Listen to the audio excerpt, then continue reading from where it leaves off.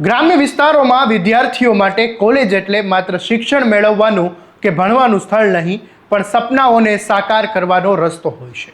ત્યારે વડોદરા જિલ્લાના ડેસર તાલુકામાં આવેલી વાણિજ્ય કોલેજ બંધ થવાની આશંકાએ વિદ્યાર્થીઓ અને વાલીઓ અને સ્થાનિક આગેવાનોમાં ભારે રોષ ફાટી નીકળ્યો છે. કોલેજ બંધ થવાના સમાચાર ફેલાતા જ કેમ્પસમાં હોબાળો મચી ગયો હતો. શું છે સમગ્ર મામલો, વિગતે વાત કરીએ આ અહેવાલમાં. નમસ્કાર, હું છું આસિફ કાદરી અને સ્વમાન સાથે તમારું સ્વાગત છે. ડેસર તાલુકાની વાણિજ્ય કોલેજ બંધ થવાની ચર્ચા વચ્ચે વિદ્યાર્થીઓ અને વાલીઓ મોટી સંખ્યામાં કોલેજ ખાતે પહોંચી ગયા હતા અને કોલેજના પ્રિન્સિપાલ સમક્ષ વાલીઓએ ઉગ્ર રજૂઆત કરી હતી અને કોલેજ ચાલુ રાખવા માંગ કરી હતી. વાલીઓનું કહેવું છે કે આ કોલેજ બંધ થશે તો ગ્રામ્ય વિસ્તારના અનેક વિદ્યાર્થીઓના ભણતર પર સીધી અસર પડશે.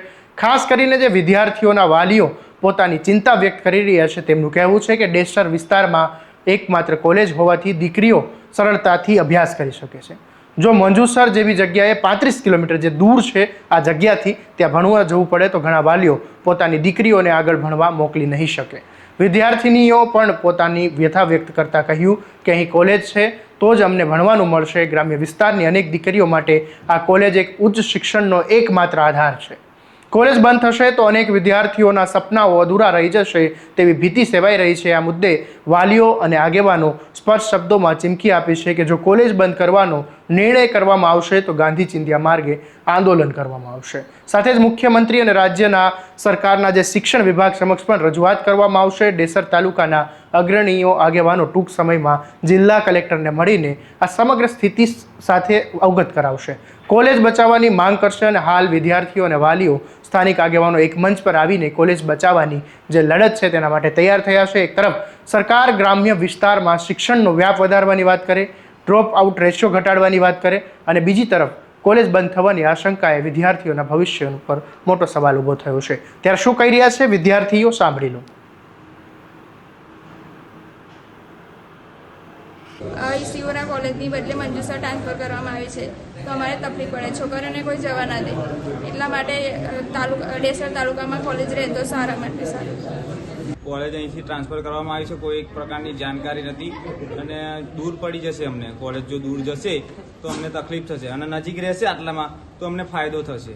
આ બાબતે આપને કોઈ લેખિતમાં જાણ કરી છે? ના, અમને કોઈ જાણકારી નથી. આપની માંગણી સંતોષાને શું કરશો? અમે આંદોલન પર ઉતરી જશું. ધરનો આથી અમને કોઈ પણ જાણ કર્યા વગર મંજુસર સ્થળાંતર કોલેજ થઈ છે તે કારણોસર અમને દૂર પડી શકે છે, તેથી અમને કોઈ જાણ નથી મંજુસર અને આજ રોજ કાલ સાંજે 3:49 મેસેજ પડ્યો કે કાલે કોલેજમાં રજા છે તો કઈ કારણસર રજા આપી એ પણ અમને જણાવ્યું નથી.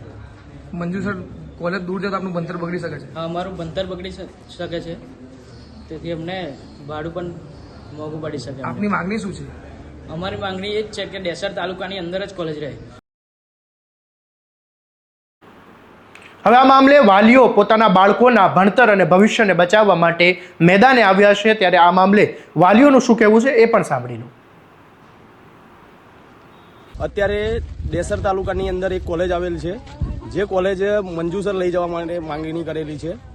જ્યારે સાવલી તાલુકાની અંદર 2 કોલેજ આવેલી છે તો અમારા અહીંના વિદ્યાર્થીઓને મંજુસર જવું દૂર પડતું હોય અને રસ્તા પણ ખરાબ હોય, જેથી આ કોલેજ અહીંયા જ રહેવી જોઈએ, જે મારી અરજ છે. હવે આ જે કોલેજ અમને ગઈકાલે આવા મેસેજ મળ્યા છે કે કોલેજ આવતીકાલે જઈ રહી છે, મંજુસર ટ્રાન્સફર થઈ રહી છે, એટલે બધા જ છોકરાઓ કાલે ભેગા થયા હતા કોલેજના બધા સ્ટુડન્ટો અને કહેવામાં આવ્યું કે આ કોલેજ હવે જઈ રહી છે. એટલે અમે ગામના આગેવાનો ઘણા બધા આવ્યા છે અહીંયા આગળ અને અમે એ અહીંયાથી ના જાય એના માટે પ્રયત્ન કરી રહ્યા, કેમ કે અમારા ડેસર તાલુકાની અંદર માત્ર એક આ કોલેજ છે. કેમ કે સાવલી બરોડાની અંદર તો ઘણી બધી કોલેજો આવેલી છે અને અહીંયાથી અમારી દીકરીઓ અને દીકરાઓને 20 કિલોમીટર 25-40 કિલોમીટર દૂર નહીં જઈ શકે. એટલે અમે તો એટલી એ કરીશું, વિનંતી કરીશું કે અમારી આ કોલેજ અહીંયાથી ત્યાં આગળ મંજુસર ટ્રાન્સફર ના થાય. આ બાબત આપને કોઈ લેખિતમાં જાણ કરી છે ખરી? ના, અત્યારે તો કોઈ લેખિતમાં જાણ નહીં કરી, પણ હવે અમે લેખિતમાં આવેદનપત્ર આપીશું આગળ કલેક્ટરને. જો જરૂર પડશે તો અમે બધા જ કોલેજના સ્ટુડન્ટો હાથે અમે ગાંધીનગર બી જવા તૈયાર છીએ. આપની માંગણી નહીં સમજો તો શું કરશું? અમારી માંગણી નહીં એવું કરવામાં આવે તો અમે ધરણા પર બેસી જઈશું, બધા જ કોલેજના સ્ટુડન્ટો હાથે, દીકરીઓ અને દીકરાઓ હાથે. આમ તો સરકાર બુમરાણો નાખીને કહે છે કે બેટીને પઢાવો, બેટી બચાવો, બેટી પઢાવો. દીકરી ભણશે આગળ વધશે. ભણશે દીકરી, આગળ વધશે દીકરી. પણ જો કોલેજ જ નહીં હોય તો દીકરી કેવી રીતે ભણશે, કેવી રીતે આગળ વધશે? બસ આ સવાલો થઈ રહ્યા છે અને હવે આ મામલે કોલેજ બંધ થાય છે કે શું થાય છે તે જોવું રહ્યું. વધુ વિડીયો માટે તમારા સ્વમાનને ફોલો અને સબસ્ક્રાઇબ કરી લેજો અને દરેક અપડેટ માટે તમારા સ્વમાનને લાઇક, શેર અને આ વિડીયોને વધુ શેર કરવાનું ભૂલતા નહીં.